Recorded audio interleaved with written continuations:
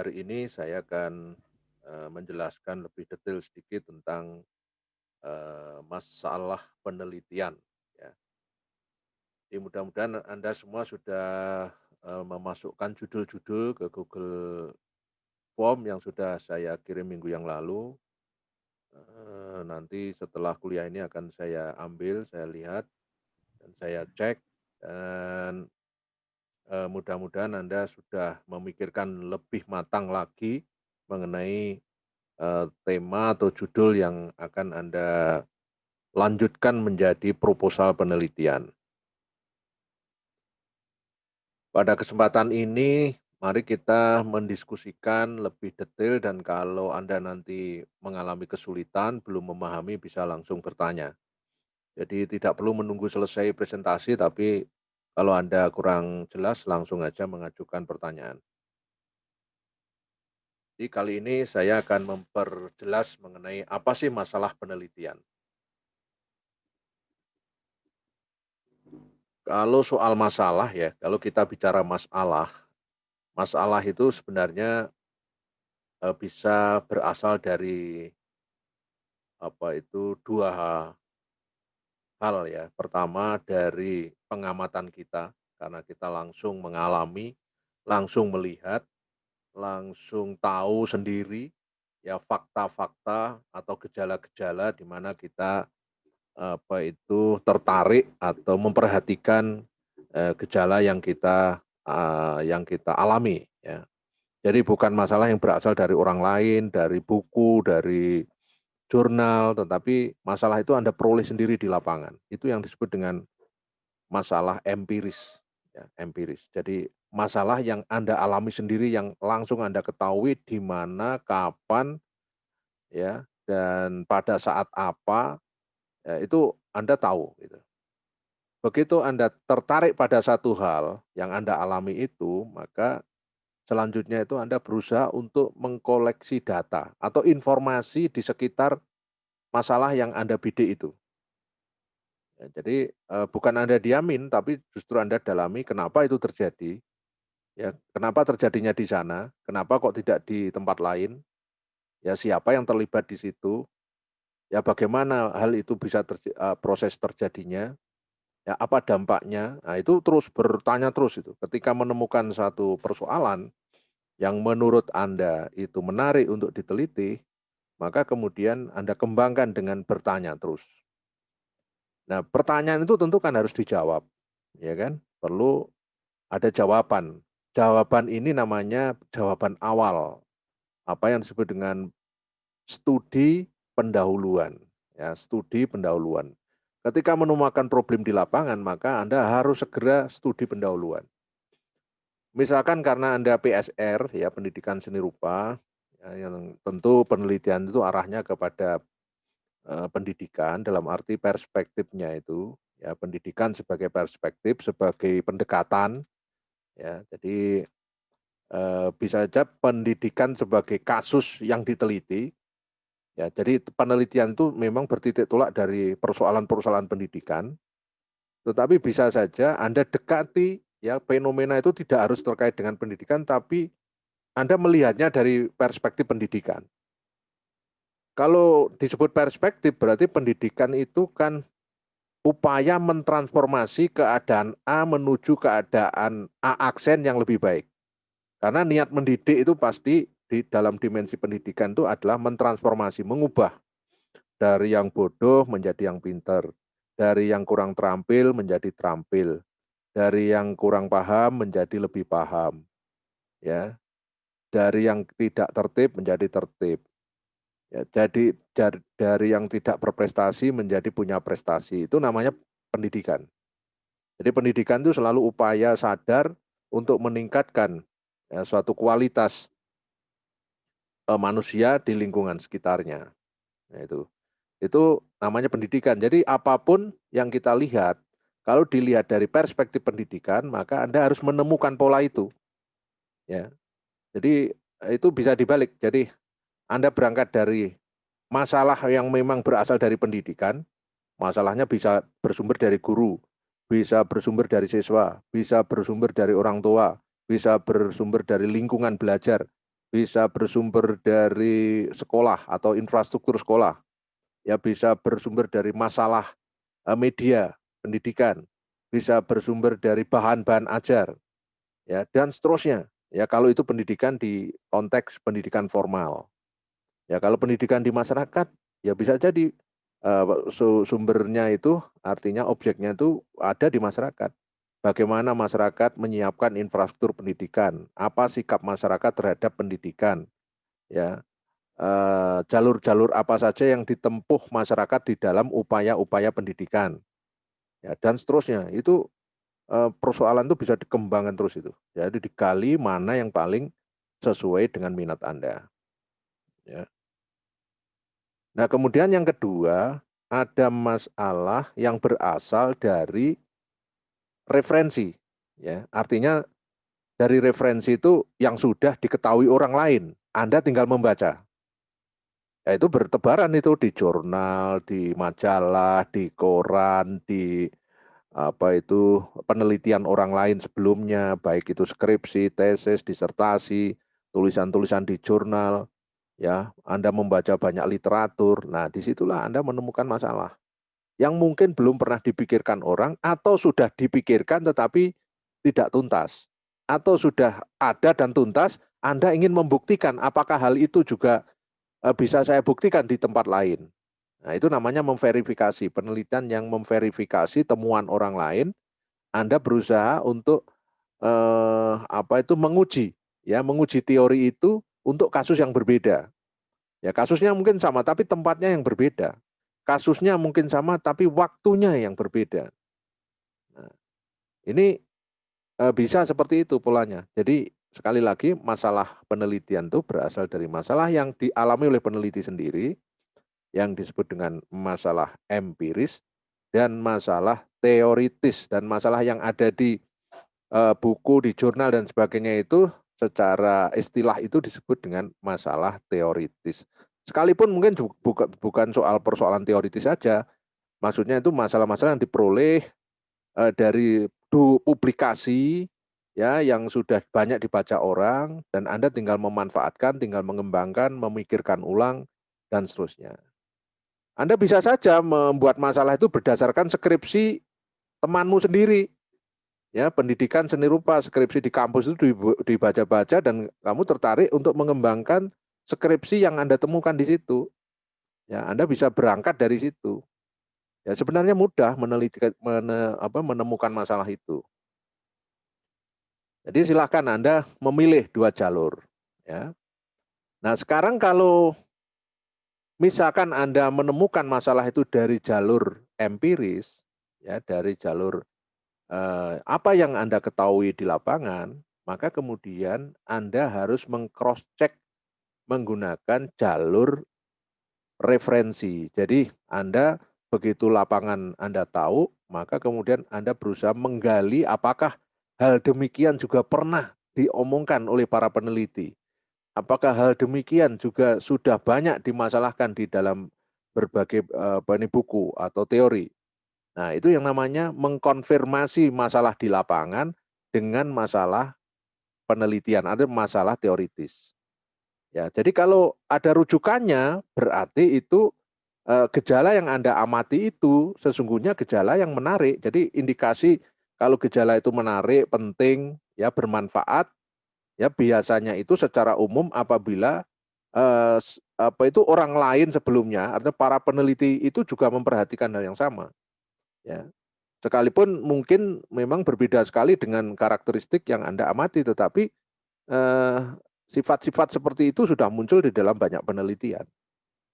Ya, jadi masalah penelitian itu harus bisa diuji menggunakan standar yang sudah ada di dalam hasil-hasil penelitian orang lain.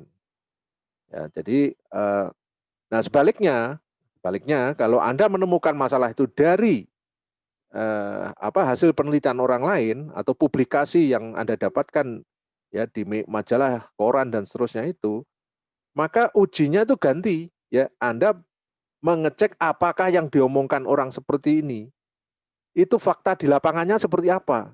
Nah, itu baru Anda ngecek di lapangan, ya.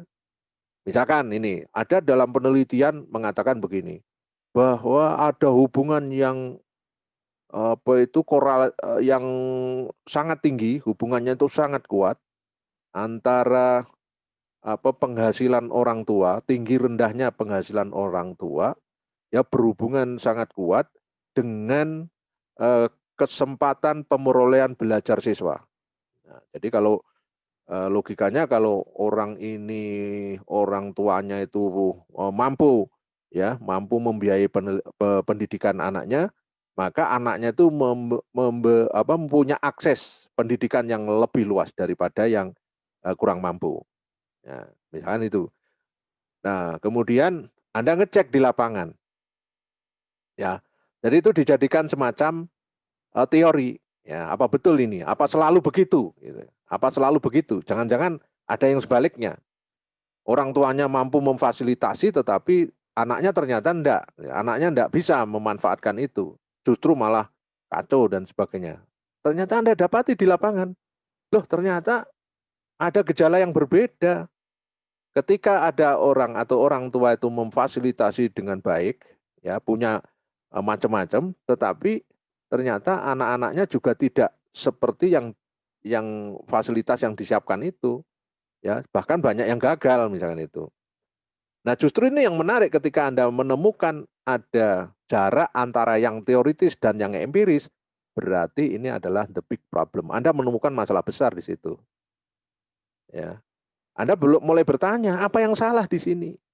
Apa yang salah? Nah, terus lalu bertanya di situ, menggali, kenapa ya kok ada orang tuanya mampu, tetapi anaknya gagal. Ini salahnya di mana? Ya, terus berikutnya adalah mengidentifikasi masalah. Nah, dalam mengidentifikasi masalah, itu yang bermain adalah logika kita. Artinya begini, begitu Anda menemukan itu, lalu logikanya bilang begini, mungkin ada ketidaksinambungan komunikasi. Orang tua memang punya fasilitas, tetapi komunikasinya dengan sang anak tidak jalan. Ya. Nah, satu, misalkan mungkin karena komunikasinya di keluarga itu tidak jalan, tidak lancar antara anak dan orang tua. Mungkin orang tuanya terlalu asik bekerja, terlalu asik dengan dirinya sendiri, berangkat pagi, pulang tengah malam, anaknya jarang berkomunikasi langsung dengan orang tuanya, ya. Maka ada masalah soal komunikasi. Yang kedua, bisa jadi karena lingkungan keluarganya itu satu sama lain tidak ada interaksi yang intensif, yang berkualitas, sendiri-sendiri keperluannya. Memang difasilitasi, tetapi orang yang ada di dalam satu atap rumah itu ya seperti hidup sendiri-sendiri. Ya di kamarnya sendiri-sendiri, seperti bukan keluarga yang saling mengasihi. Ya, itu yang kedua dan seterusnya. Nah, asumsi-asumsi Anda itu, perkiraan Anda itu, ya, itu kemudian dibuktikan, dijelaskan. Dengan cara apa menjawabnya? Anda melakukan riset awal, bertanya, wawancara kepada objek yang Anda riset itu. Ya, Anda bertanya, ya, Anda ini kan berasal dari orang tua yang sangat mampu, ya. Kenapa sih Anda kok sekolahnya kok seperti ini aja? Ada apa sebenarnya? Bisa diceritakan? Nah, terus cerita si anak itu.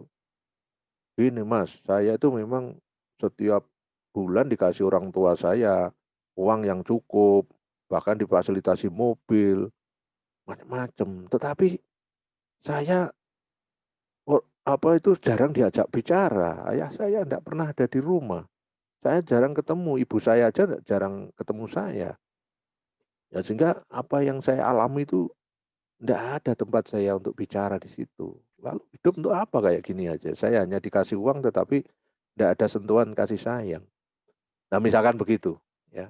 Maka kemudian asumsi Anda yang pertama tadi betul. Ya, jadi peneliti itu mesti mengajukan asumsi dulu. Ya, dugaan ya berdasarkan rasional dari yang Anda amati itu kemudian Anda cocokkan dengan melalui penggalian data yang disebut dengan wawancara itu, ya. Nah, kalau persis sama dengan dugaan Anda, berarti asumsimu yang betul. Asumsimu betul di situ.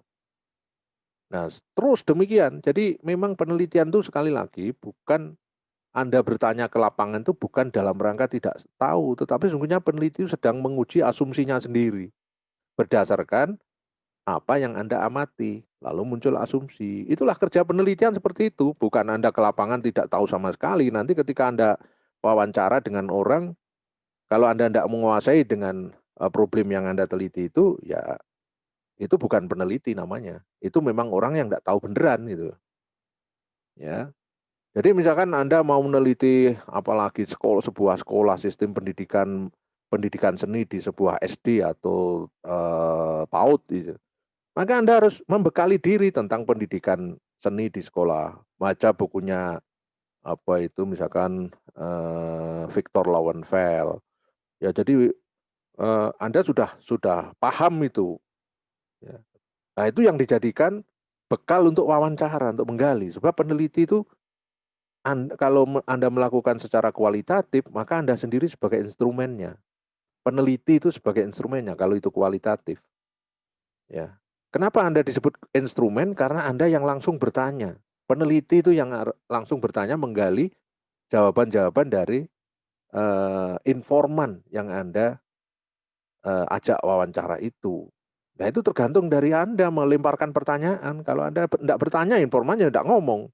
Kalau Anda ngomong banyak, informannya juga akan ngomong banyak. Nah, tetapi kalau penelitiannya kuantitatif, ya itu memang berjarak. Ya, jadi diadakan tes, ya, diadakan latihan, diadakan perlakuan, berbagai perlakuan, ya itu penelitian kuantitatif. Nah, jadi problem penelitian tuh diawali dari dua. Sekarang saya lanjutkan ini pada. Nah, jadi kalau kita lihat ya, kalau kita lihat apa sih masalah itu? Ya, masalah itu suatu situasi yang berisi kesenjangan yang dapat menimbulkan kerawanan, hambatan, ancaman, ataupun gangguan. Segala sesuatu yang bekerja tidak seperti yang diharapkan. Ya. Jadi segala sesuatu yang bekerja seperti yang tidak diharapkan. Adanya gap antara yang ideal dan yang terjadi. Ya, jadi ada gap antara yang seharusnya dan yang terjadi. Itu ada gap. Nah, kalau ada gap seperti itu berarti ada masalah. Tadi gapnya kan jelas. Asumsinya kalau fasilitas di rumah itu lengkap, maka kesempatan memperoleh ilmu itu luas. Atau memperoleh akses untuk memperoleh pengetahuan itu akan cepat. Ya. Tetapi nyatanya ada problem di suatu kasus justru sebaliknya. Nah, berarti ada gap di situ. Ya, ada gap. Tolong dimatikan ya mic-nya biar tidak mengganggu. Ya, ada gap di sana. Ya. Nah, ketika ada gap ya antara yang seharusnya dan yang terjadi, ya, itu yang Anda tangkap sebagai masalah penelitian.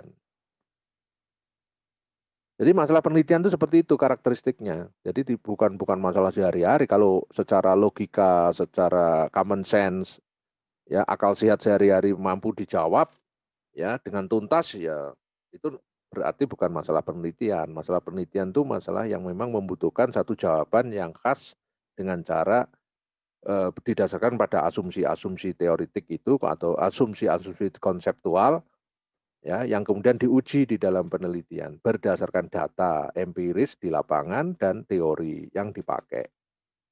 Itu. Nah, kemudian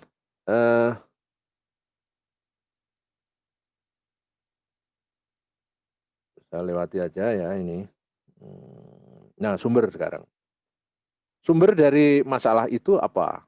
Ya, sumber artinya bahan-bahan masalah itu ada di mana saja. Kan tadi sudah satu ada di lapangan, artinya sesuatu yang Anda lihat, yang Anda alami. Yang kedua ada di dalam berbagai publikasi atau peristiwa-peristiwa yang terkait dengan dunia pendidikan itu. Misalkan itu tadi hasil penelitian, evaluasi pendidikan, hasil rapat kerja pendidikan, ada di dalam ruang seminar, lokakarya, dan sebagainya.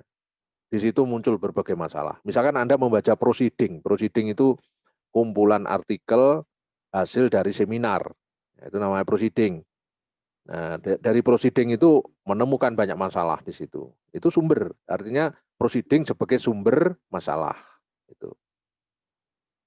Kemudian yang kedua, sumber masalah itu berasal dari kebijakan pemerintah, ya, mengenai relevansi pendidikan, mengenai mutu pendidikan, mengenai pemerataan pendidikan, misalkan mengenai efisiensi atau efektivitas.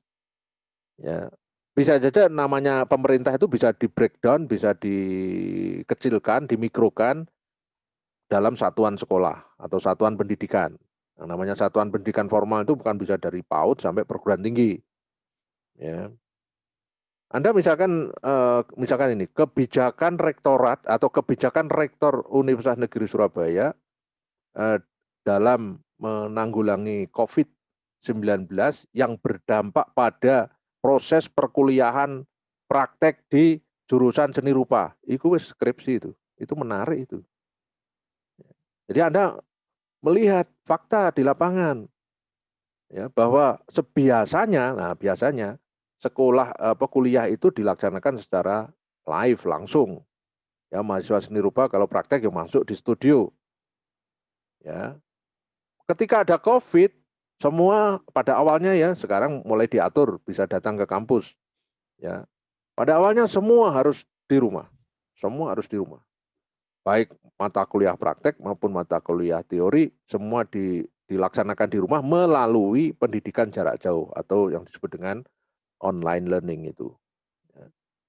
Pendidikan online melalui ini ya, melalui kayak Zoom dan sebagainya dengan media-media online. Nah, dampak dari itu apa kira-kira? Nah, coba ada yang meneliti itu, ya, dampak dari pelaksanaan perkuliahan menggunakan Zoom meeting ya pada pada kualitas pembelajaran ya atau pada pemerolehan pengetahuan bagi mahasiswa.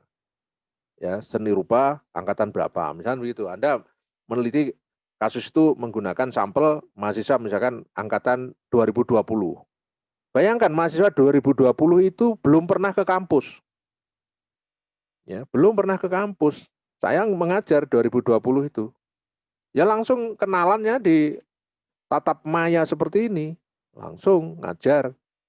Ya, bayangkan kita mengajar orang yang secara utuh ya, mimiknya hanya saya kenali hanya lewat wajahnya dan wajahnya pun juga jarang saya lihat karena kalau ketika saya presentasi menggunakan PPT ya, wajahnya hilang dari hadapan saya.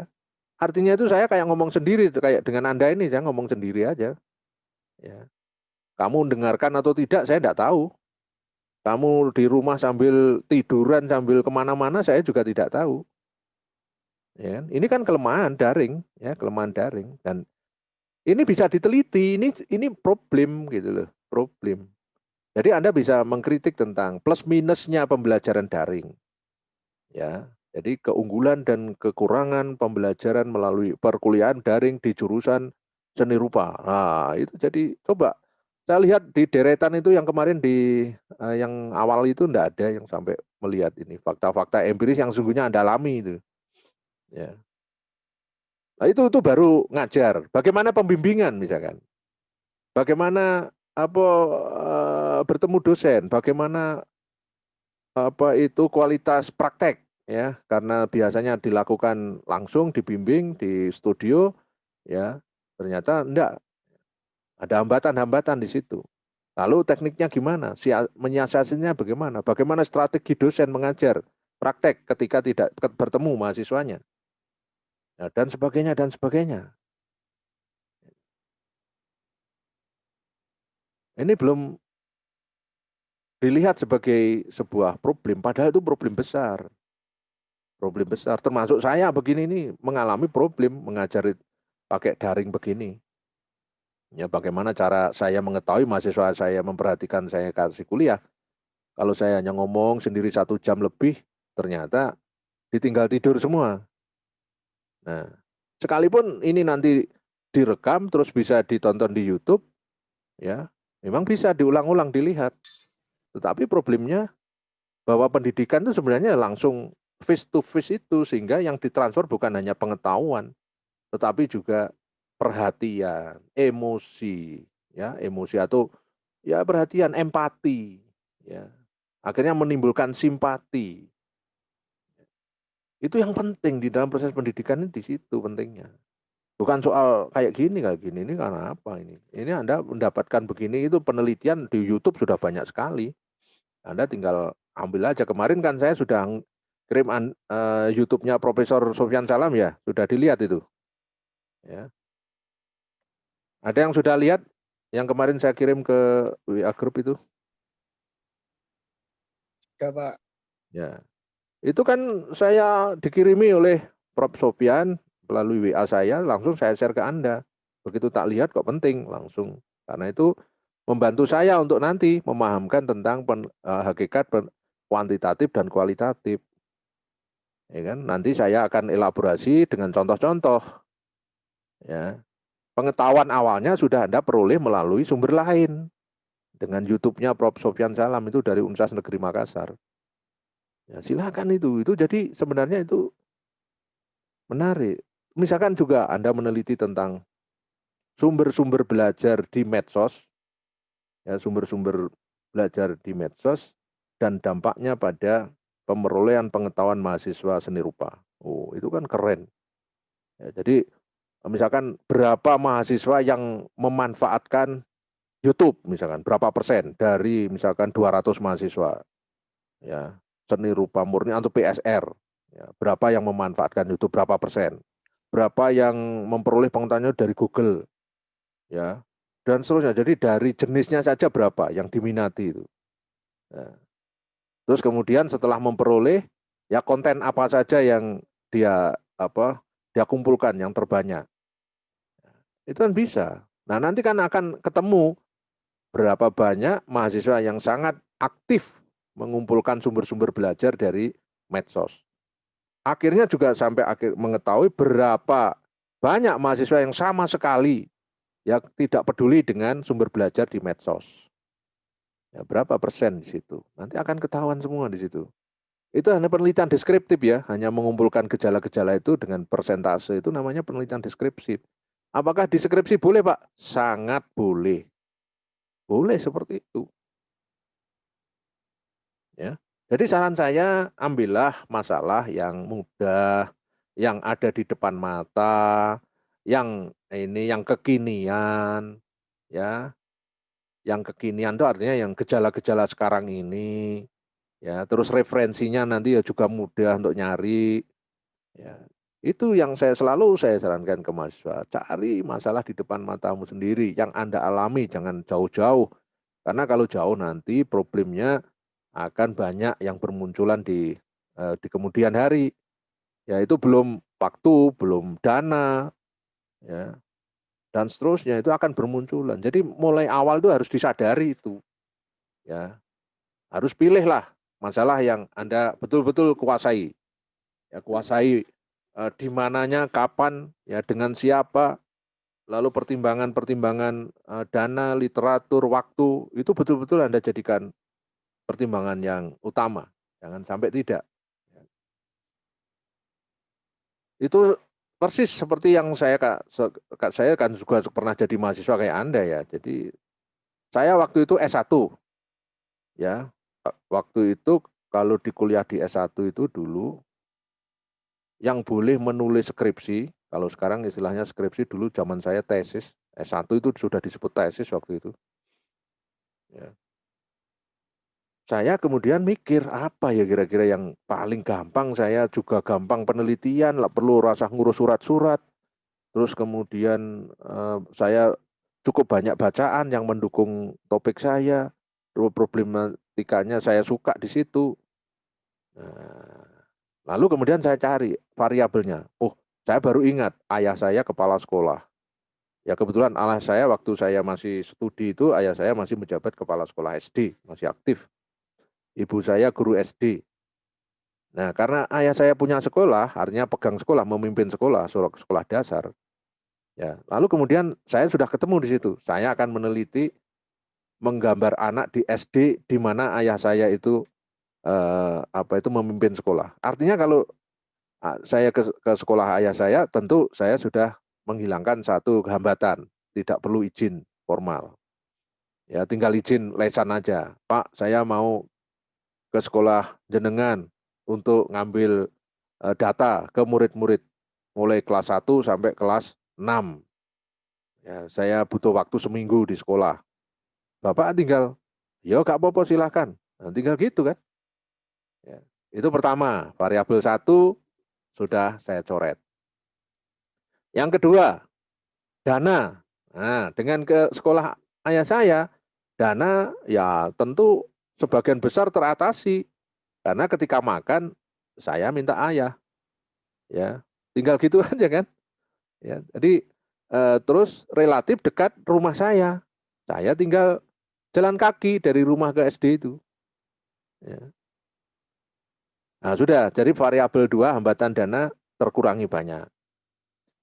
Terus yang ketiga, saya dimudahkan bisa berdialog dengan guru di sana dengan mudah. Dengan siapapun saya ajak bicara mudah sekali. Kenapa kok mudah? Ya dia tahu saya anaknya kepala sekolahnya. Ya. Tiga, sudah, coret lagi. Ya. Terus kemudian saya singkat cerita terus meneliti hubungan kecerdasan dengan hasil gambar. Ya, jadi tinggi rendahnya tingkat kecerdasan anak ya dalam penguasaan belajar sehari-hari ya mulai dari belajar MIPA dan non MIPA itu berkorelasi dengan hasil gambar.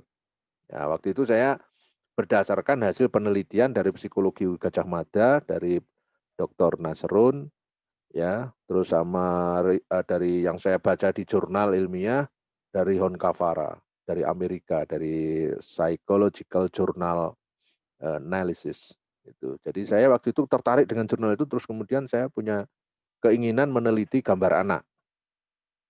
Ya. Udah saya teliti, saya ke sekolah sambil bawa buku kertas gambar, saya potong-potong, terus anak-anak saya minta menggambar, ya menggambar sampai 3 kali gambar dengan berbagai dengan tema yang berganti-ganti, mulai kali kelas 1 sampai kelas 6. Nah setelah itu saya analisis berdasarkan teorinya Honkavara, teorinya perkembangan pertumbuhan mental dan kreatif dari Lowenfeld, ya. Akhirnya saya hubungkan, benarkah ada hubungan kalau anaknya itu pinter matematik, ya, maka gambar anak itu, gambarnya itu ya, banyak konstruksinya, artinya banyak memainkan garis dan batas-batas antar bentuk itu tegas. Ya. Tapi kalau anak itu kurang, ya, kecerdasan numeriknya kurang, kecerdasan logikanya itu kurang, ya, tapi justru kecerdasan yang lain yang menonjol, misalkan dia sangat pembawaan yang ekstrovert ya. Terus kemudian emosionalnya tinggi ya, terus kemudian aktivitas tubuhnya tinggi ya. Terus pengetahuan non matematiknya kurang. Maka kemudian gambarnya itu banyak mengeksplorasi warna dengan batas-batas garisnya yang tidak jelas. Ya, jadi dia lebih mengeksekusi gambar itu dengan coretan-coretan yang tegas dan liar. Ya. Itu asumsi saya. Ya, ternyata begitu saya kumpulkan, ya apa yang saya asumsikan itu benar, ya terus dibuktikan dengan analisis statistika. Ya, jadi itu sekedar contoh bahwa kalau kita ingin lulus tepat waktu, tidak panjang kuliahnya dan hasilnya maksimal, ya paling pertimbangan itu sangat mungkin harus dilakukan. Ya, jadi saya sudah ngatasi ngatasi apa istilahnya itu kendala-kendala itu. Ya, jadi sudah berbekal hubungan keluarga karena saya anaknya bapak saya yang waktu kepala sekolah, kok ketemu guru relatif mudah karena sudah kenal sebelumnya. Yang ketiga, jarak tempuh antara objek penelitian dengan tempat tinggal saya tidak jauh, ya kan? Biaya relatif murah, ya. Terus saya juga didukung buku-buku yang pernah saya baca untuk riset itu, udah lancar ya. Nggak sampai 1 semester langsung saya tulis skripsinya selesai, langsung ujian dapat A sudah. Ya. Masih ada skripsinya sampai sekarang, masih saya simpen.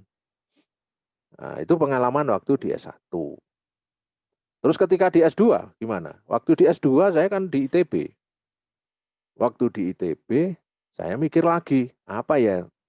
Saya mau membuat tesis apa ya yang langsung cepat saya kuasai dan datanya sudah saya ada gitu. Sekalipun mungkin belum banyak, artinya belum belum semuanya, paling tidak di atas 50% saya sudah pegang.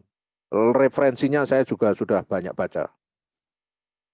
Nah, kebetulan pada waktu itu saya waktu di ITB S2 ya kan. Saya itu kan sudah sering nulis di media massa. Ya khususnya tentang seni rupa di Jawa Timur. Bahkan sudah menjadi kurator. Ya, maka data-data itu numpuk sudah. Data katalog, data publikasi di koran, data tulisan di majalah, itu akhirnya saya kumpulkan semua. Saya kumpulkan semua, saya review ulang, saya baca ulang, kemudian ketemu suatu topik penelitian. Saya ingin meneliti perkembangan seni rupa di Surabaya, terutama seni lukis, ya mulai munculnya apa yang disebut dengan apa itu Akademi Seni Rupa Surabaya, ya, Akademi Seni Rupa Surabaya disebut dengan Aksera sampai gerakan seni rupa alternatif selama 3 dekade, ya 3 dekade. Jadi bukan penelitiannya 30 tahun, tapi saya space-nya itu, waktu yang saya teliti itu sampai 3 dekade. Ya. Dan karena saya sudah punya bekalnya yang relatif lengkap, ya kemudian saya tulis. Dan saya tinggal melakukan wawancara dengan ABC beberapa orang aja, enggak banyak. Karena sebagian seniman sudah saya kurasi, sudah pernah saya kumpulkan, saya pernah wawancarai. Ya, saya tinggal mengidentifikasi orang-orang tertentu yang belum pernah saya wawancarai. Ya dari bekal itu singkat cerita pertama kalau ke Surabaya saya tentu sudah tidak terlalu ambil pusing tentang biaya karena sambil kerja sambil kembali ke kampus sambil mengajar saya sudah bisa langsung riset ya. Terus Surabaya adalah tempat saya bekerja dan tentu saya cukup menguasai tentang Surabaya. Sejarah Surabaya saya ikuti sejak dulu. Nah, itu yang memudahkan saya. Hubungan saya dengan para seniman, dengan para pengamat seni di Surabaya saat itu, ya tentu akrab. Saya tinggal menghubungi dia, Pak, saya mau ke rumah sampean untuk, wah silakan tak tunggu. Wah, tinggal gitu dok. Ya, bayangkan misalkan kalau saya meneliti tidak di Surabaya, katakanlah saya meneliti seni rupa di Sumatera Barat, itu, ya mungkin menarik, tetapi kobel-kobel itu, ya dan tentu saya tidak mungkin mengatasi dalam waktu yang singkat untuk studi, karena studi itu ada batasan waktu, ya.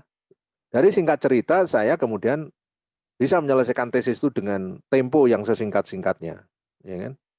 Nah, sudah selesai ujian, dapat A lagi. Nah, karena bagus. Ya. Menurut pengujinya, kalau saya ngomong kan, iya, tapi menurut pengujinya sangat bagus bahkan. Ya, dan layak diterbitkan dan memang sudah jadi buku, belum belum saya cetak aja, belum saya terbitkan. Karena saya terus terang aja belum puas, masih saya ada tambahan-tambahannya untuk seni rupa Surabaya. Nah, setelah itu ada masalah lagi ketika saya S3. Ya, apalagi saya membuat disertasi ini yang paling juga enggak ngeluarin duit. Ya, andai kan ngeluarin sedikit sekali gitu. Kalau perlu disertasi itu membawa rezeki bagi saya. Saya bisa dapat uang dari riset disertasi itu. Bukan malah saya yang ngeluarin duit, tapi disertasi itu malah memberikan rezeki saya. Nah, itu saya berputar otak itu. Ya, kalau soal yang paling penting, paling menarik mungkin banyak ya. Tapi saya kemudian kalau itu yang saya pilih, saya risikonya waktu, biaya, macam-macam gitu.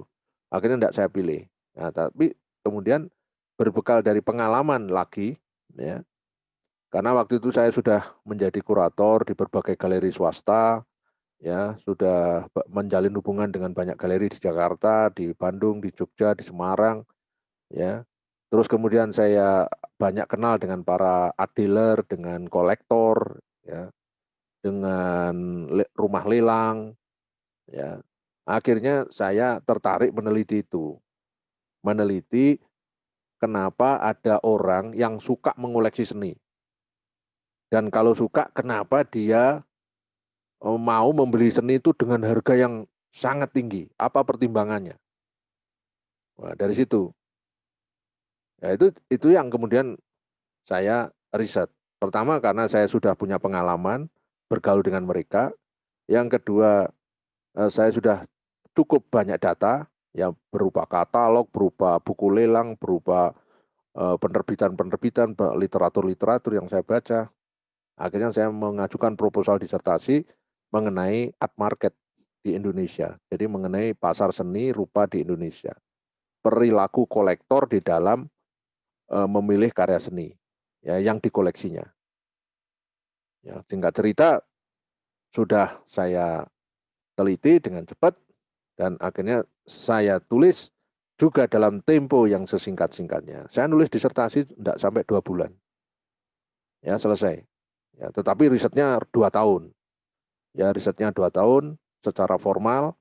Ya, tetapi pengumpulan data yang tidak formal artinya itu melalui karena pekerjaan, ya itu sudah bertahun-tahun.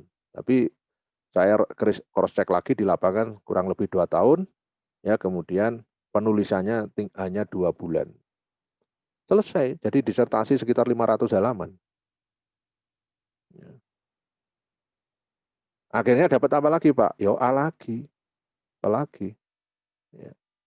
Jadi intinya itu pengalaman-pengalaman yang saya sendiri ngalami, saya pernah sekolah di S1, S2, S3, maka pengalaman ini saya tularkan ke mahasiswa.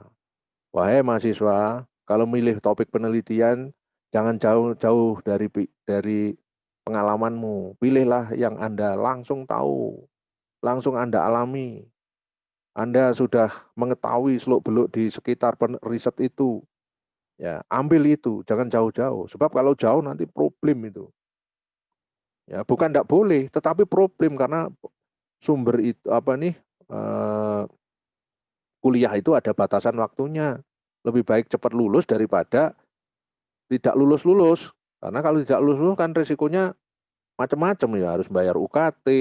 Kalau perubahan kalau ada perubahan berubah di kebijakan Anda kena dampaknya. Ya, lebih baik cepat lulus. Ya, jadi itu yang saya sarankan. Ya. Nah, kemudian yang berikutnya, sumber-sumber yang lain itu adalah isu-isu santer dalam masyarakat. Ya, isu santer itu bukan berarti hoak ya. Jadi isu yang menjadi trendy, yang menjadi tren, kecenderungan yang banyak diperdebatkan.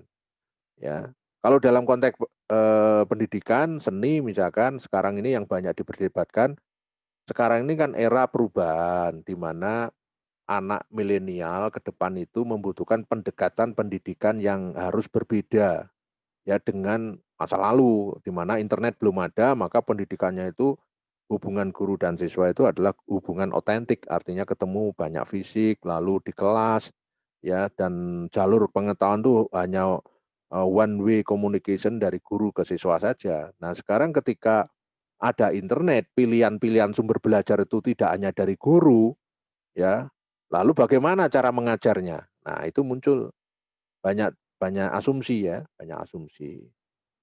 Nah, itu isu-isu terkini di dalam masyarakat kontemporer pendidikan tuh sekarang diwacanakan mengenai seperti itu. Bagaimana dampak budaya internet ini pada pemerolehan pengetahuan, keterampilan, ya dan membentuk karakter siswa itu seperti apa ketika tantangan budaya itu kayak banjir saja, banjir informasi di mana-mana kan. Ya, itu seperti apa? Lalu tantangan gurunya seperti apa? Ya, apakah guru tetap atau dosen tetap dianggap sebagai satu-satunya sumber pengetahuan? Saya kira nonsens. Ya, nonsen kalau Anda menganggap saya sebagai sumber satu-satunya pengetahuan tentang penelitian seni, nonsen. Anda salah itu sudah. Karena begitu Anda klik internet itu wis seabrek-abrek pengetahuan tentang apa yang saya ucapkan ini. Ya, silakan aja buktikan sendiri. Ya. Ya, jadi itu yang harus Anda lakukan. Nah, sampai di sini saya buka pertanyaan dulu. Ya, silakan sebelum saya lanjutkan.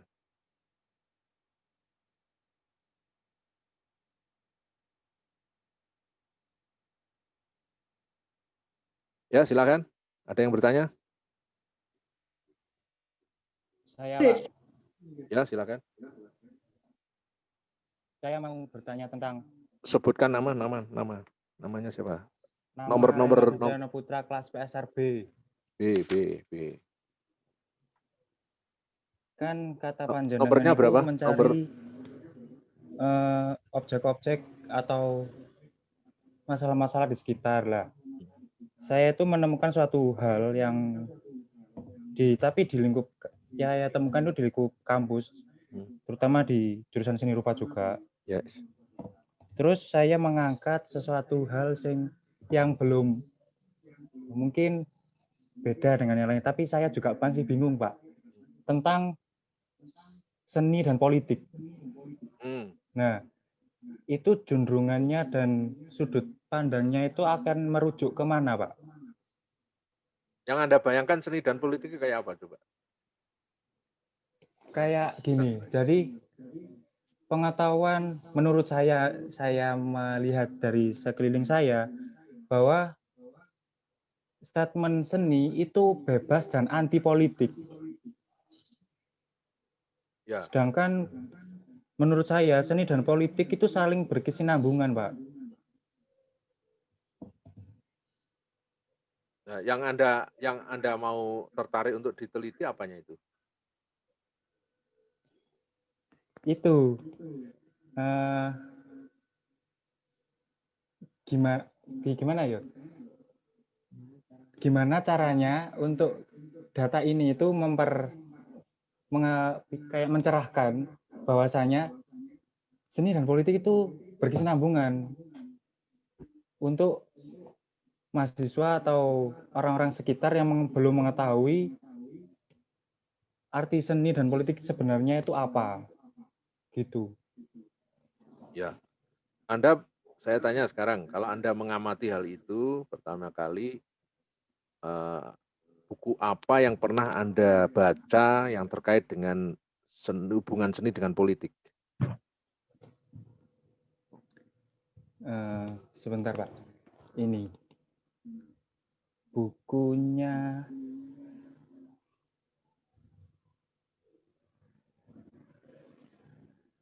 Punya Jawa. Sesudah Semsar Siahaan, terus Semsar Siahaan, terus Seni Politik Pemberontakan, Albert Camus. Albert Camus. Bumi Manifest Kebudayaan. Ya, yang seni pemberontakan itu Albert Camus. Ya. Gimana, Pak? Pengarangnya Albert Camus, Camus tulisannya, Albert Camus gitu. Yang seni, ya, yang Anda baca itu loh, yang seni dan pemberontakan itu. Ya. Iya, betul. Ya. Nah. Terus yang ketiga apa tadi? Saya pernah baca itu semester itu sih, Pak, awal-awal kuliah ini. Bukunya sudah saya kembalikan, saya lupa penerbitnya siapa. Penerbitnya ini apa, Obor. Oh, penerbit kalau nggak Obor. salah itu sih, Pak. Ya, saya hafal buku. Itu menurut Bapak gimana, Pak? Apakah bisa masuk untuk langkah selanjutnya untuk pendidikan atau gimana, Pak? Itu sih yang saya belum paham. Jadi begini, Mas. Anda kan PSR ya, pendidikan seni rupa. Ya, Anda bisa mengkaji melalui karya, misalkan tema politik dalam karya Semsar Siahaan, ya, untuk membentuk kesadaran politik, bermanfaat untuk membentuk kesadaran politik mahasiswa seni rupa, kan itu. Jadi perspektifnya selalu pendidikan. Jadi jangan hanya lihat karya sebagai karya. Karena begini, pengertian politik itu banyak korelasinya. Kalau politik itu adalah seni memanage orang, hakikatnya politik itu adalah seni memanage masyarakat. Ya. Jadi makanya kan terus berebut posisi untuk berkuasa, karena kalau sudah berkuasa berarti dia punya keleluasaan untuk memanage masyarakat. Ya, baik masyarakat yang ruang lingkupnya kecil, ya misalkan masyarakat kecamatan, masyarakat kabupaten, sampai kepada masyarakat namanya negara. Ya. Itu dari situ. Jadi politik itu bisa berarti sangat positif. Yang kedua, politik itu juga upaya-upaya untuk menguasai sumber-sumber ya masyarakat, sumber-sumber infrastruktur, sumber-sumber alam. Dengan demikian dia harus menguasai infrastruktur pemerintahan. Maka kan orang memunculkan partai dan seterusnya itu namanya politik praktis. Politik praktis itu adalah politik yang dipakai untuk masuk ke jalur kekuasaan. Nah, yang berikutnya ada yang disebut politik kesenian atau politik kebudayaan. Ya, kalau politik kebudayaan berarti strategi-strategi yang dipakai untuk mendesain kebudayaan. Ya, bagaimana kebudayaan ke depan itu seharusnya. Itu kan ada visi politiknya di situ. Karena politik itu cita-cita ke depan untuk merubah sesuatu. Ya, itu yang disebut dengan politik. Nah, kemudian di dalam itu ada kesenian. Oleh karena itu, seni itu juga memiliki dimensi politik, yaitu satu konsep atau ide-ide yang melalui media seni diharapkan mampu mengubah perilaku masyarakat, mampu memberikan kesadaran pada masyarakat. Ya, misalkan kayak Semsar. Semsar itu temanya kan kritik tentang Orde Baru. Ya, tema-tema yang mengkritik kekuasaan Orde Baru yang otoriter. Ya, dari melalui karyanya Semsar kita dicerahkan di situ, diberi kesadaran bahwa ada pembumi hangusan para aktivis, ada tembak misterius atau dulu namanya Petrus, ya pembunuhan misterius, ya itu dibuat karya oleh dia. Lalu kemudian ada eh, penghilangan orang-orang yang dianggap membahayakan pemerintah tanpa melalui jalur hukum, ya itu juga dibuat fenomena semacam itu, kekerasan-kekerasan di masyarakat. Ya. Jadi ketika itu dibuat karya, Semsar tentu di baliknya ada politik berkesenian di situ, yaitu ada kesadaran untuk membaca ulang peristiwa-peristiwa di masyarakat, lalu dibuat seni agar orang yang melihat itu menyadari bahwa kita itu sekarang hidup di seperti ini. Ya, itu di zaman dulu waktu Orde Baru, ya maka Semsar itu juga akibat dari pembelaan kritisnya kepada pemerintah saat itu, ya akhirnya juga berdampak pada dia sendiri, akhirnya dikeluarkan dari kampus. Dia itu waktu itu kuliahnya di ITB seni rupa, ya dia dikeluarkan, ya dikeluarkan bukan tambah mengkeret, tambah dadi, akhirnya malah menjadi aktivis dan akhirnya bergerak terus melalui karya-karyanya yang tematik terhadap politik, yang sangat kritis terhadap politik,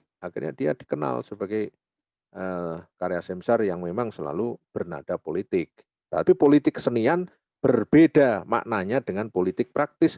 Karena kalau di dalam kesenian tidak bermaksud untuk mencari kekuasaan.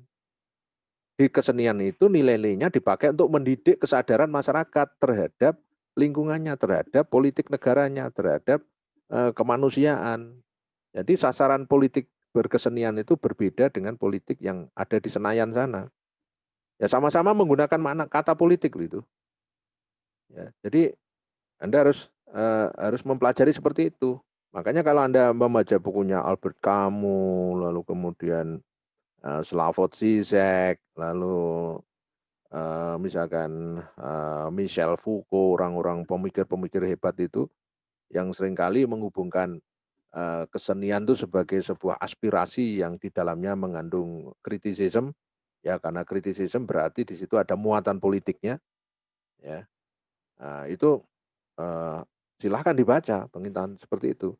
Nah, kemudian setelah itu dilihat, baru Anda membuat satu asumsi-asumsi teoritis ya pada seniman Surabaya misalkan. Pertanyaan kemudian, apakah gejala seperti yang dilakukan Semsar, ya Mulyono, ya terus Evi Garsono yang sama-sama masuk jalur seni politik itu, ya di Surabaya juga ada.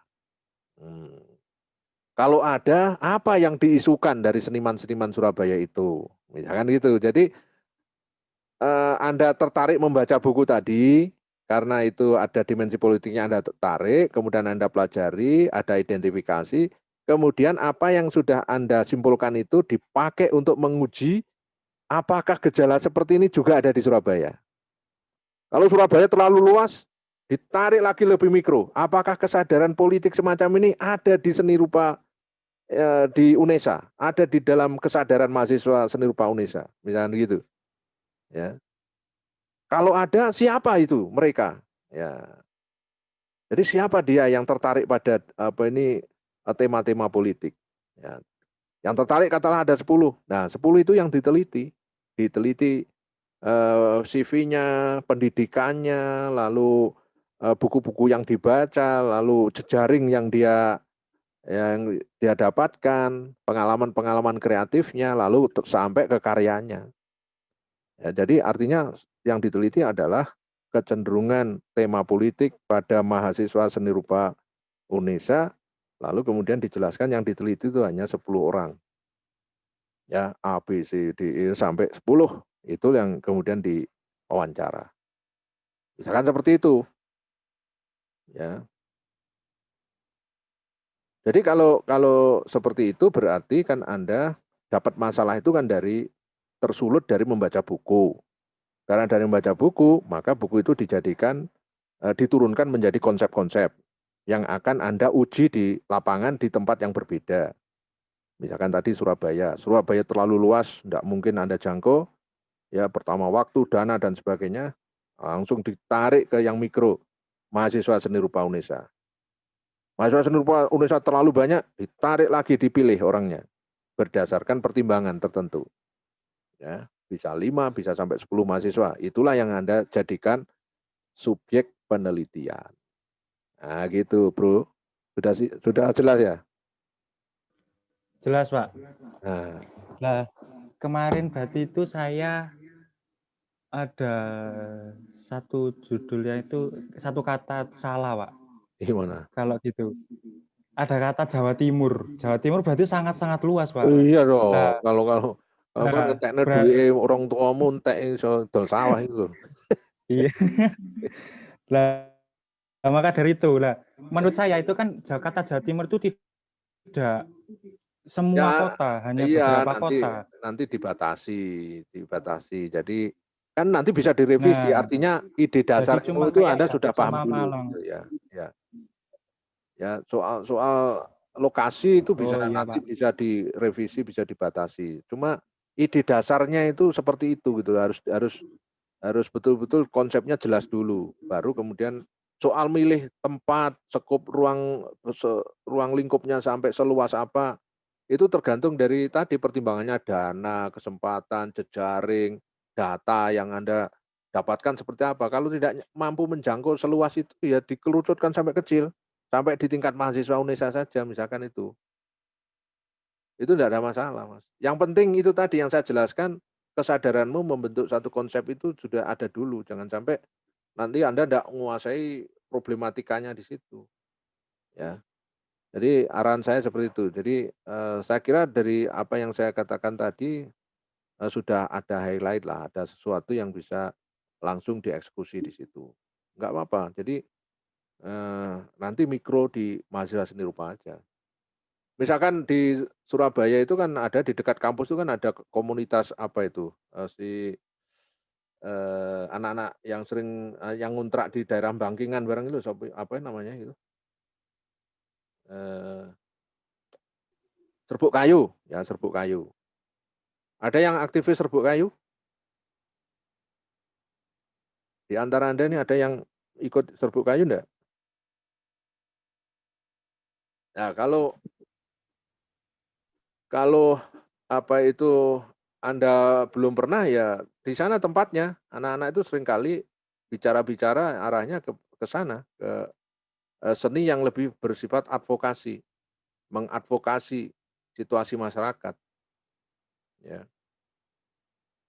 Wong di sekitar lidah itu banyak yang bisa diteliti itu. Di situ itu ada Triwahono yang sekarang yang pernah menangkan UOB, ya, dan bekerja di kontrakannya setiap hari 24 jam, hanya melukis saja melayani market. Ya, Anda bisa dekati dia untuk dijadikan skripsi. Ada yang bersama-sama ke sana, misalkan 3 orang mahasiswa, datang ke Triwahono, boleh dijadikan objek riset bersama-sama, tapi berbeda-beda angle.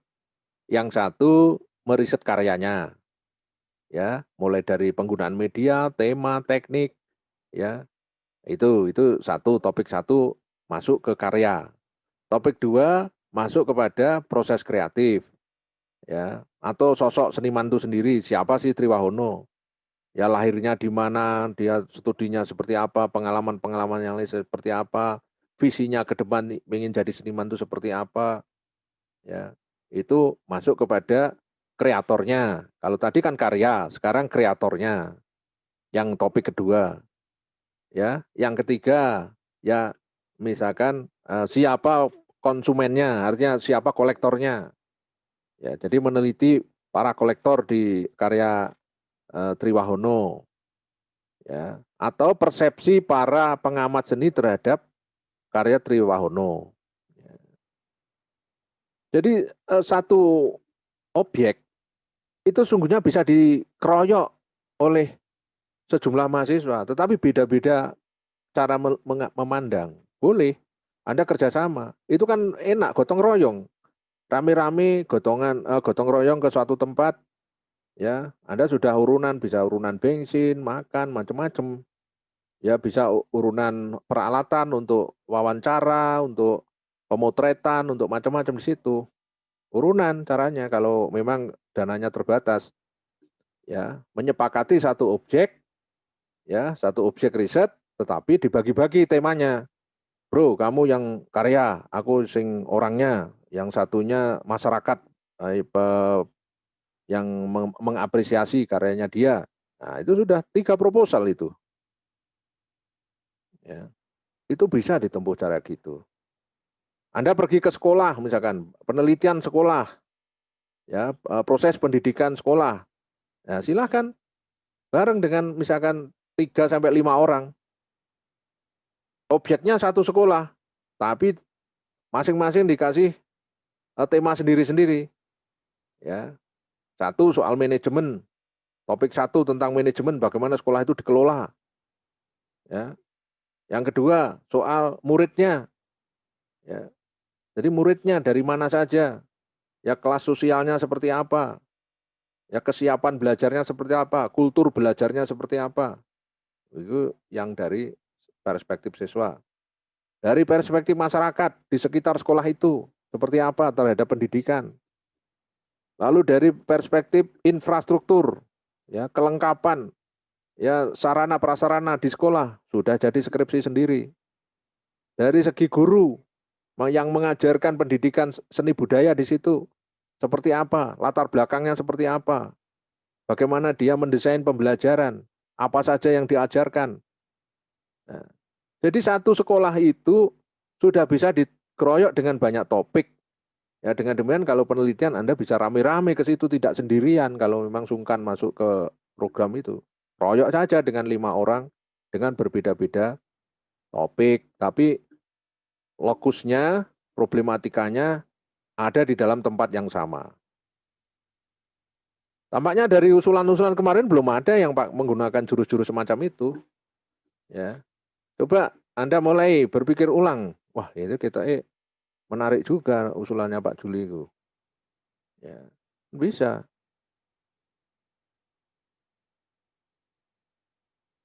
Itu trik-trik aja ya. Artinya sangat mungkin, sangat bisa. Karena itu untuk mengatasi banyak kendala. Kendala apa keterbatasan dana, kendala waktu, ya, dari mana itu akan sangat banyak membantu. Ya.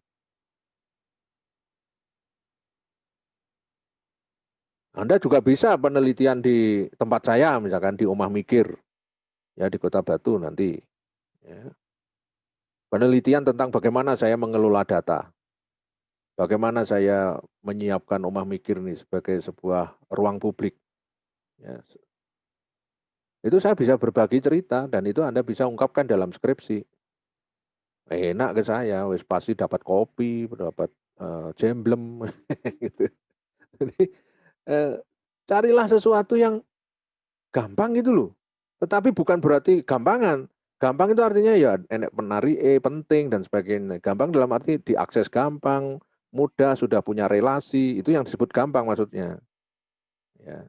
Jadi jangan cari hal yang Anda sendiri tidak paham di situ. Ya. Ya silakan, itu kesempatan, peluang yang bisa saya buka untuk Anda.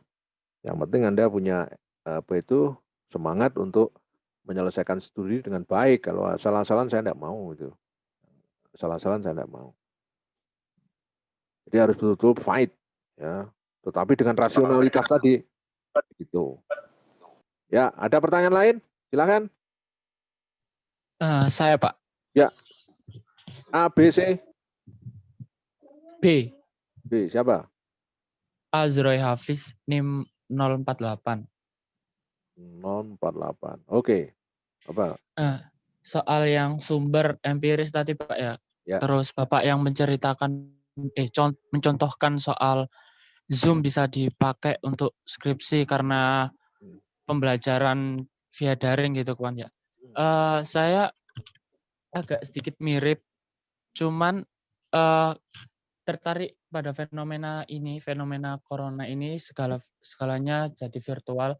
Saya tertarik pada ini Pak, SMA NU 1 Gresik, yaitu mengadakan ini pameran virtual pada Mei 2020 kemarin. Nah, saya ingin tahu bagaimana kemampuan siswa Gresik itu soal apresiasi karya melalui pameran virtual, gitu Pak.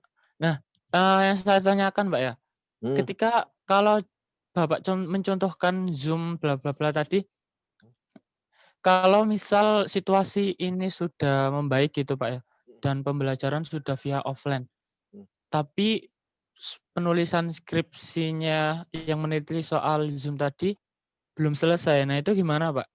Ya nggak apa-apa Mas. Jadi Nggak apa-apa kan ya Pak? Anda kan mengamati peristiwa yang lewat ya. Dan kemudian pada saat Anda nulis ternyata peristiwanya itu sudah selesai, katakanlah sudah normal lagi, ya nggak apa-apa. Ya nggak apa-apa. Dan itu gini, saya usulkan ya, itu kan di SMNU ya, Nahdlatul Ulama Satu Gresik itu kalau tidak salah gurunya itu Pak Kris Awi ya, guru seni rupanya kalau tidak salah. Pernah datangi enggak di sana? Belum sih Pak, saya cuman pingin fokus ke penelitian apresiasi seni soal pameran virtual. Nah saya cari-cari, ada, itu saya lebih mengerucut gitu loh Pak, sampai ke SMA. Nah kebetulan ada di Gresik dan dekat rumah saya. Itu Pak Kris Awi itu, gurunya Pak Kris Awi. Ya, ya. Jadi gini, kalau ingin mudahnya begini. Jadi jangan meneliti yang itu agak ya bukan berarti tidak bisa, tetapi agak makan waktu karena sumbernya itu nanti kebanyakan ada di siswa itu. Jadi Anda lihat karya yang sudah ditayangkan, katakanlah itu sudah ditayangkan di Google, di YouTube, ya kan? Nah, YouTube itu Anda lihat dulu, ya hasilnya seperti apa. Lalu Anda bertanya, kenapa kok melaksanakan pameran virtual? Nah, itu satu. Terus siapa yang memiliki ide? Apakah siswa atau gurunya? Dua. Terus yang ketiga, andaikan ini disepakati, lalu bagaimana cara mengelolanya? Pengelolaannya. Ya, pengelolaannya itu.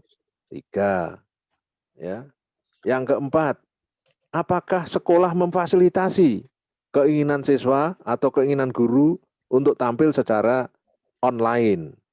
Ya, sejauh mana dukungan sekolah maksudnya terhadap itu. 4. Kan itu mudah sekali dibayangkan nanti apa sumbernya. Pertama, Anda mesti mendatangi gurunya di situ. Wawancara. ya kan?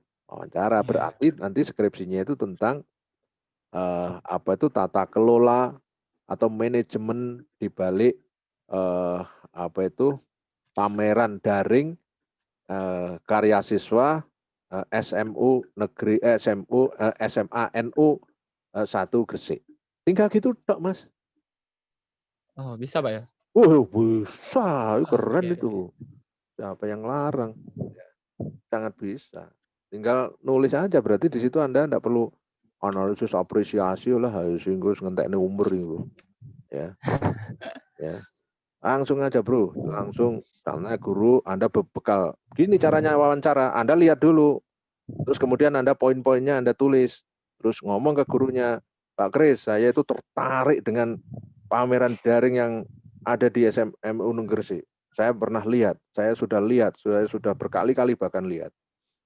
Kenapa sih Pak Kris? Kok ada ide semacam itu? Backgroundnya seperti apa Pak? Waktu itu bisa diceritakan. Langsung nyalakan tip ceklek, Kris bicara.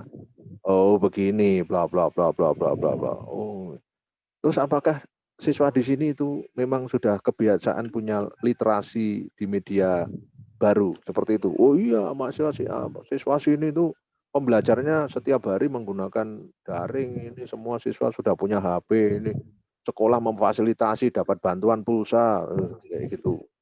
Oh itu Pak yang 3. Terus ditanyakan terus dari itu. Udah Mas, langsung Anda dapat banyak. Terus setelah itu baru cari buku yang mendukung tentang budaya online sekarang ini. Bukunya banyak sekali, misalkan bukunya Klaus Craft tentang revolusi industri 4.0, ada masyarakat 5.0, ya. Terus kemudian pendidikan generasi digital, generasi milenial. Wes dadi wes skripsi. Ya, semester ngarep wis lulus sarjana wis itu. Ya. Mudah itu. Ya. Oke, Pak. Terima Ya, kasih. oke. Oke. Yuk, siapa lagi? Mumpung enggak bayar, gratis. Saya, Pak. Yuk, Setiawan. Siapa namanya? Setiawan Rahmatullah, Pak. Ya, A, B, C, D. A, B, C. C. Apa? C. Apa? Kelasnya apa? SRC, Pak. Oh, C. Ya, nomor.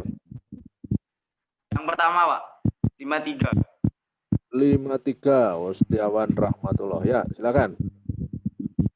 Saya gini, Pak, ingin meliti guru saya, dianya juga sekaligus seniman di Pamekasan. Tapi penelitian saya sendiri ini lebih mengarah ke biografi beliau. Sopo Budi Haryanto? Oke, Pak. Pademawu, SMA Pademawu. Oke, Pak. Ya, terus. Saya penasaran, beliau itu kan seniman sekaligus guru. Karya-karyanya itu juga lebih ke ekspresif sih, Pak. Dan untuk sangkut pautnya sama pendidikan, beliau juga gak terlalu kesana seperti itu. Dan ketika pandemi seperti ini, beliau juga mungkin yang saya buat penasaran itu, apakah dia tetap berkarya, karyanya apa, seproduktivitas atau sebanyak ketika sebelum corona atau setelah karyanya itu apakah sebanyak sebelum corona, apa sudah berkurang ketika terjadi pandemi, dan apakah beliau jadi guru itu juga berpengaruh untuk karya-karyanya itu sendiri, seperti itu, Pak. Ya, saya kira itu sudah pernah dibuat skripsi oleh mahasiswa sebelumnya ya.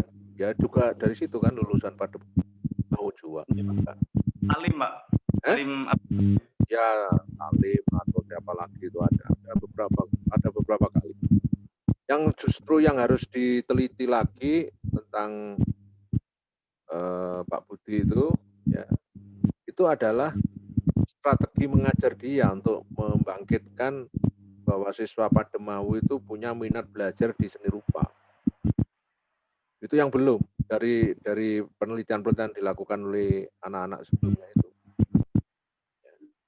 Jadi dia kan gini, dia ngajar di sebuah sekolah di daerah, namanya SMA Negeri Pademawu. Terus dia itu memang guru pertama sebagai guru guru, kedua juga sebagai pelukis, ketiga bahkan menjadi sastrawan, menjadi penyair, ya kan. Nah, artinya itu punya kelengkapan sebagai guru seni budaya, dia lengkap. Ya. Juga punya jejaring, karena sering hadir di banyak pameran, sering menyaksikan, bahkan juga mengikuti, bahkan beberapa kali pameran tunggal, ya kan. Dan buku kumpulan puisinya juga diterbitkan. Berarti kan guru kreatif. Nah, jadi misalkan kalau Anda neliti dia sebagai guru, coba diteliti tentang visi kreatifnya itu. Jadi visi kreativitas Budi Haryanto sebagai guru SMA, sebagai guru pelukis dan penyair di Pamekasan. Gitu. Jadi lebih kepada kenapa sih dia kok kreatif banget gitu, misalkan itu. Ya. Kenapa kok kreatif itu? Apa sumber kreativitasnya? Apa yang mendorong dia kreatif? Mungkin karena dia guru ingin mengasih contoh kepada siswanya. Ya kalau masuk ke dunia kesenian tuh jangan diem tangannya, harus bergerak. Ya, jangan diem pikirannya, harus mengembara. Ya. Karena dia itu kadang-kadang kalau enggak sempat lukis, enggak sempat bikin syair, dia motret. Ya pergi ke tepi pantai, lalu mau motret momentum keindahan di tepi pantai, lalu terus di-share ke media sosial. Ya. Dan itu tidak sembarangan potretnya, artinya ada pertimbangan artistik yang kuat. Ya.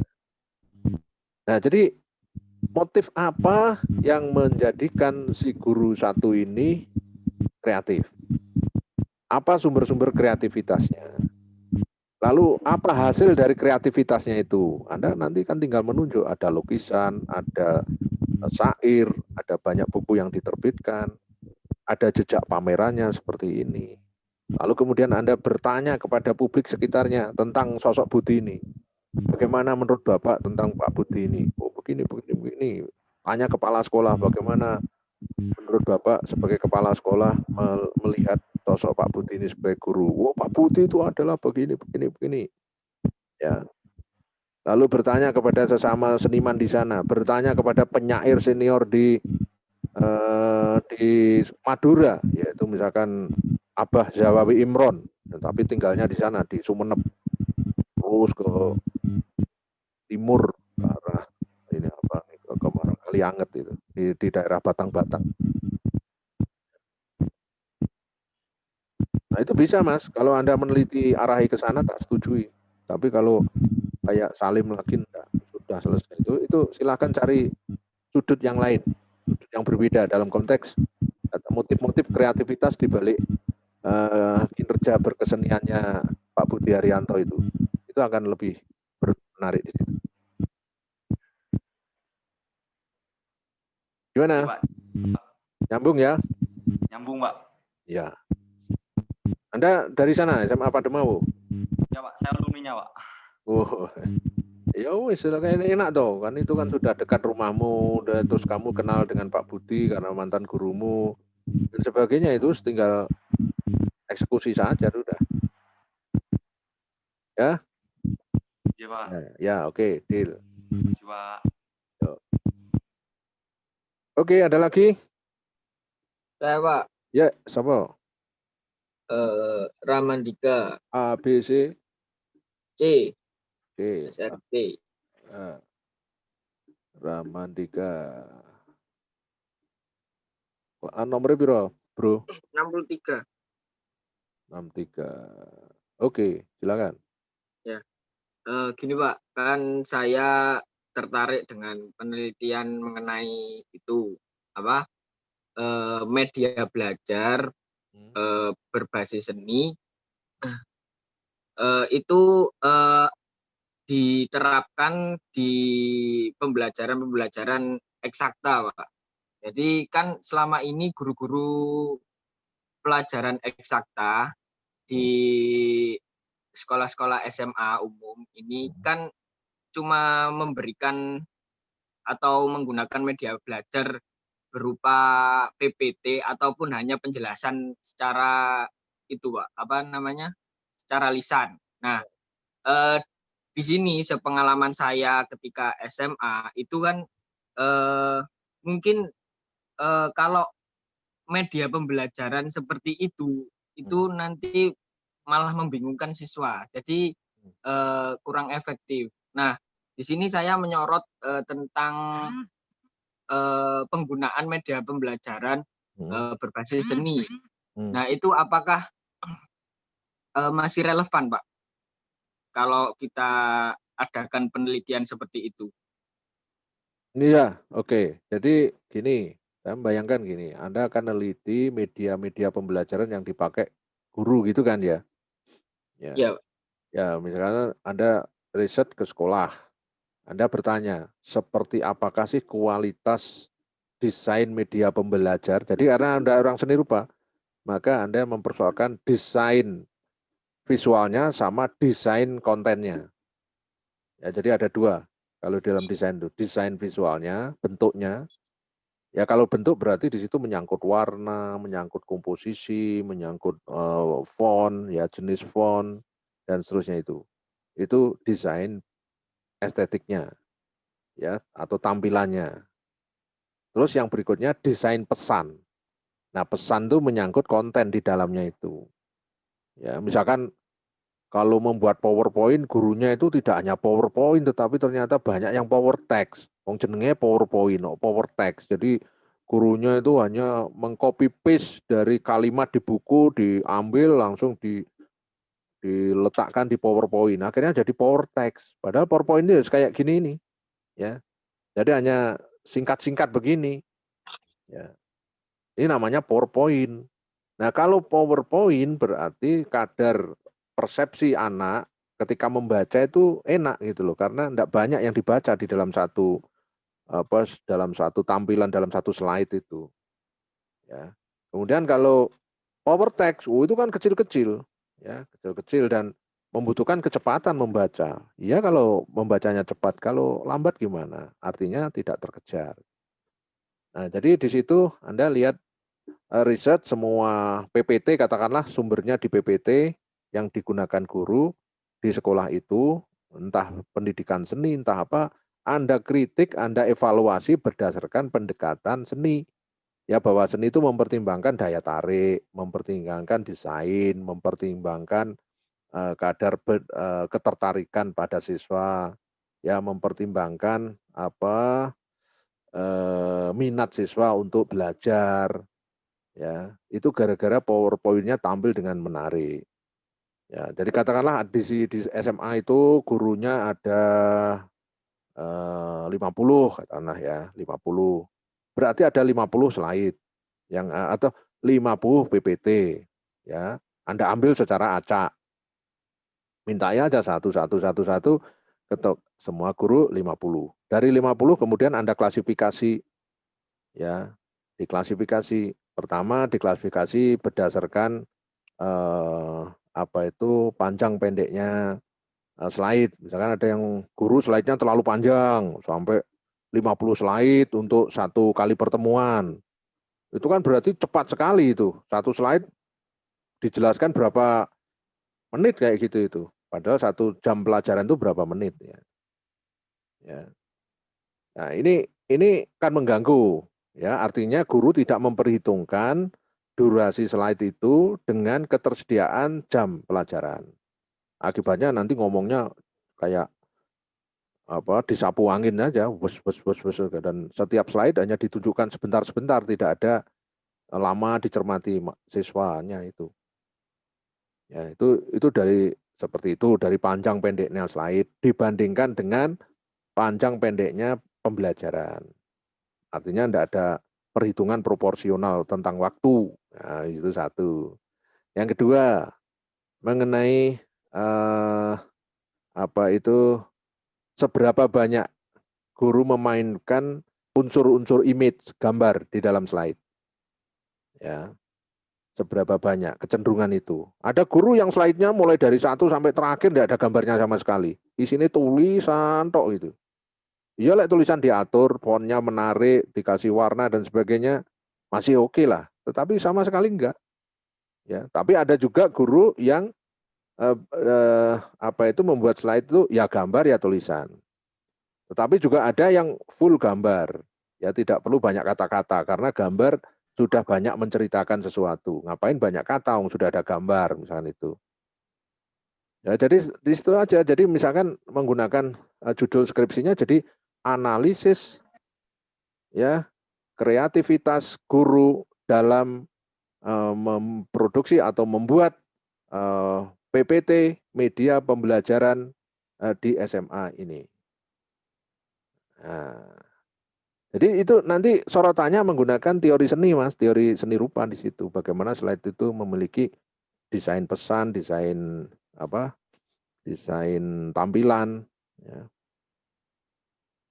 Itu mudah sekali penelitiannya, tinggal lihat aja. Anda memilih sekolah yang paling Anda bisa masuk di situ dan leluasa untuk ngambil data, tinggal pilih mungkin mantan sekolahmu dulu, Anda SMA mana, datangi aja, ya. Sebagai alumni, Anda datang, ya minta izin untuk minta PowerPoint pada guru-guru. Nah, itu akan lebih menarik, Mas. Jadi analisisnya tentang itu media. Jadi Anda meneliti tentang media pembelajaran berbasis PowerPoint, ya, tetapi menganalisisnya pakai pendekatan seni itu. Kira-kira gitu ya. Ini apa itu masukan saya. Piye, Bro? Ya, apa? Oh, ya, ya Pak. Jadi ini menitik beratkan itu ya Pak ya, di analisis media PowerPoint berdasarkan apa namanya pandangan seni rupa, kayak berarti itu ya Pak ya? Iya, betul, good. Ya itu. Iku wis dadi skripsi, Bro. Asik iku. Ya, siap. Iya, wis ndang digarap, suwen terus mari lulus rabi ya enak. Aja suwe-suwe sekolah. Sekolah wis ndang diberesi, petang tahun lulus, ngapain lama-lama. Ya. Oke, ada lagi? Ya kalau enggak ada saya lanjutkan tinggal 2 slide ya, tinggal 2 slide, setelah itu saya tutup karena ini Jumatan. Ya. Oke, ya saya kira itu ya nanti kalau ada unek-unek bisa disampaikan pada pertemuan selanjutnya, bisa dikonsultasikan. Saya hari Kamis depan itu ada di kampus. Ya saya hari Kamis di kampus sehari. Kalau Anda ingin ketemu live dengan saya silahkan aja. Kalau ingin ketemu di hari Kamis depan ya, bukan Kamis depan, minggu depan maksudnya. Kalau ingin konsultasi tentang judul, tentang apa, bisa ngobrol lah. Tapi satu-satu masuk ruangan, tidak boleh bareng. Ya. Oke, yang berikutnya saya teruskan sebagai kayak kesimpulan gitu ya, merumuskan dan membatasi masalah. Jadi kalau masalah sudah ketemu harus dirumuskan lalu dibatasi. Ya, seperti tadi Jawa Timur. Wah, itu kan langsung membuat masalah sendiri Anda. Ya, perlu dibatasi. Ya kenapa harus dibatasi? Ya tadi terbatas dana, terbatas waktu, terbatas kesempatan, terbatas macam-macam. Dan itu selalu dihadapi oleh peneliti. Wong saya sendiri sampai tua gini penelitian ya ada batasan, tidak mungkin saya neliti tanpa ada batasan, selalu ada batasannya. Ya, karena tidak mungkin semuanya bisa kita selesaikan sendiri. Ya. Jadi merumuskan dan membatasi masalah. Ya, apa yang harus dilakukan? Yaitu memetakan variabel, memetakan komponen, memetakan aspek, memetakan waktu, memetakan problem, itu dipetakan. Yang terlibat dalam satu masalah yang Anda amati dengan menggunakan pola pikir atau paradigma tertentu. Ya, jadi misalkan tadi membatasi yang diambil slide di sekolah X, ya seluruh guru dari 50 guru diambil.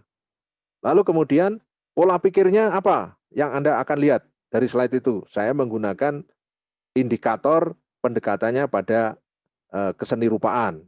Ya, karena seni rupa pasti di situ yang dilihat desain pesan sama desain tampilan. Udah itu saja, nanti yang dipakai untuk menganalisis 50 slide dari guru itu. Ya itu namanya pola pikir atau paradigma. Jadi seni rupanya itu dipakai paradigma. Paradigmanya itu apa sih Pak namanya? Paradigma itu model berpikir. Modelnya Anda menggunakan satu mata, ya satu satu angle. Nah, itu katanya itu. Paradigma itu angle-nya. Dari mana kita melihat, dari sisi apa kita melihatnya. Karena nanti kalau dilihat dari sisi yang lain juga akan menghasilkan sesuatu yang berbeda. Ya, dan penelitian selalu begitu. Mesti menentukan angle, menentukan sudut pandang. Itu yang disebut dengan batasan. Oke, yang kedua, memisahkan variabel atau memisahkan komponen aspek termasuk fokus penelitian dengan yang tidak termasuk. Nah, ini artinya yang tidak terkait dengan itu Anda tidak perlu perhatikan.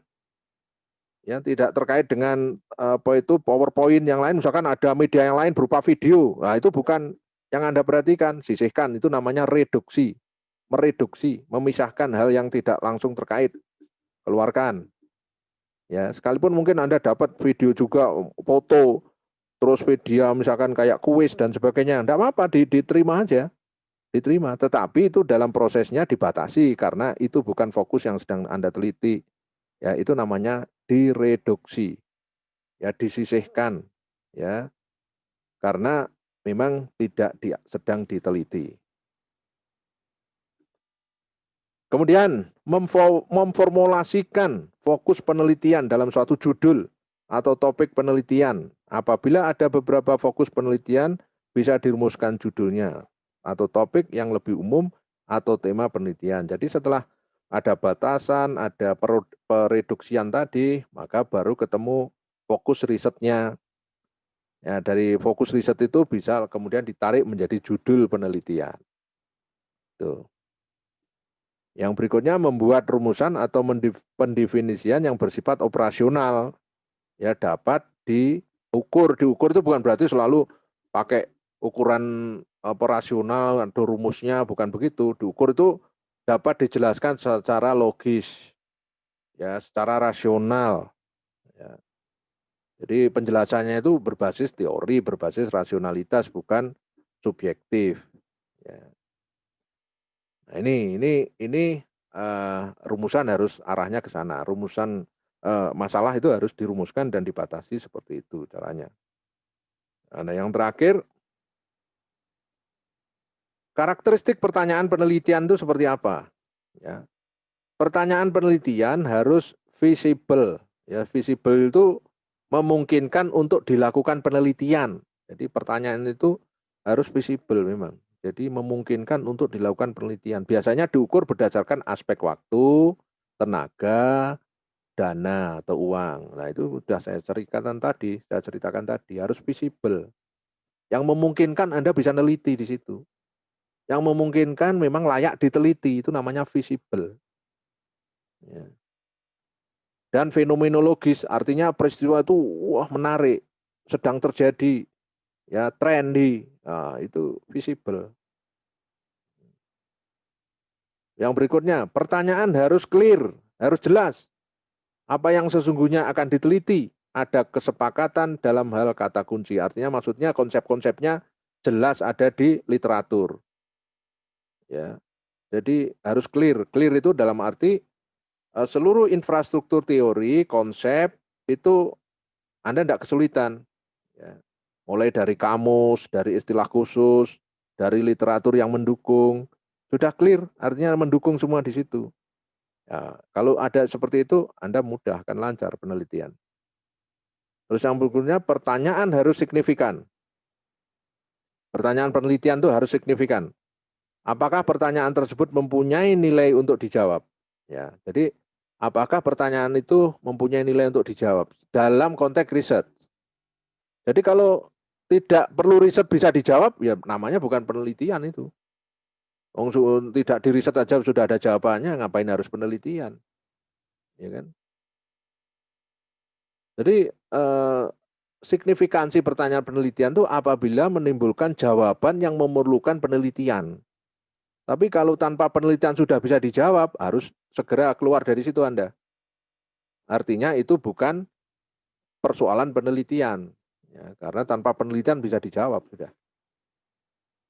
Nah, yang berikutnya pertanyaan harus terikat dengan etika. Ya, dengan etika itu maksudnya ya dengan kalimat yang baik, ya terus kemudian terstruktur, ya logis, itu namanya etis di situ. Tidak kemana-mana pertanyaannya itu. Jadi langsung fokus pada sasaran yang seharusnya Anda inginkan di situ. Ya, jadi itu yang bisa saya berikan hari ini. Ya, saya memang sengaja kalau kuliah tidak menampilkan slide yang terlalu banyak agar ada dialog seperti tadi, ya, sehingga saya tidak terpontal-pontal menjelaskan kalau slide-nya terlalu banyak. Jadi saya biasanya sekarang saya batasi antara 5 sampai 7 slide saja, maksimal sudah. Ya, karena saya bisa mengelaborasi pertanyaan-pertanyaan yang asik-asik tadi, ya. Jadi yang sudah bertanya silahkan lanjutkan, dieksekusi, dipertimbangkan lagi sekali lagi. Kalau memang mantap di situ, ambil segera. Tapi yang belum yakin, masih butuh penjelasan, butuh bimbingan, segera nanti membuat satu daftar pertanyaan untuk disampaikan. Bisa ke saya, bisa ke dosen yang lain, yang Anda kira-kira nanti Anda inginkan menjadi pembimbing kamu. Ya, dekati saja secara non formal dulu. Kalau saya dulu begitu.